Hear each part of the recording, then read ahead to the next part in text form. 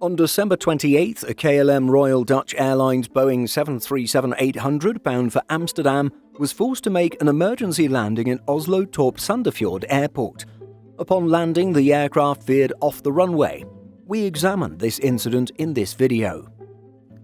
Quite understandably, the news of this KLM incident was overshadowed by the incredibly tragic Jeju air accident that took place on December 29th. Also taking place on December 28th was an incident involving a Dash 8 in Halifax, Canada that skidded off the runway and caught fire upon landing. Indeed, it's an awful end to 2024 for the aviation world.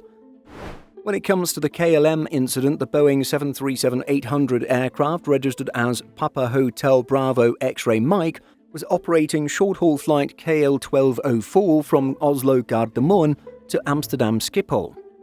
Per Flight Radar 24, the aircraft took off at 18:10 local time, over an hour behind schedule. Aviation Herald reports that the crew reported hydraulic problems and stopped the climb at 5,000 feet, eventually opting to make an emergency landing at the nearby Oslo Torp-Sandefjord. The airport's emergency services were put on standby for the jet's arrival. The diversion was executed following a quote-unquote hard noise, according to KLM.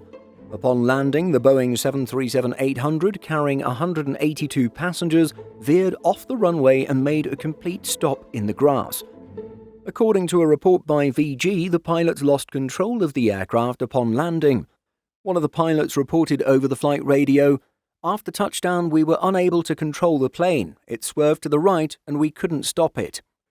According to a Norwegian police report, no injuries were reported in connection with the landing, and passengers were transported by bus back to Gardermoen, where they were accommodated in a hotel. It was later confirmed that the aircraft had suffered a hydraulic failure. According to a Norwegian local media report, smoke was observed coming from the airliner's left engine. The aircraft in question is KLM's 24-year-old Boeing 737-800 powered by CFM56 engines. The aircraft was delivered to the airline in November 2000.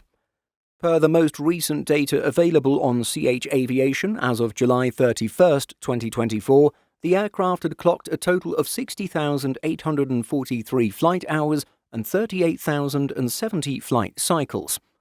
The Norwegian Accident Investigation Board has launched an inquiry into the cause of the incident. At the time of making this video, the aircraft remains in Oslo. In addition to our daily YouTube videos, Simple Flying publishes over 150 articles every week.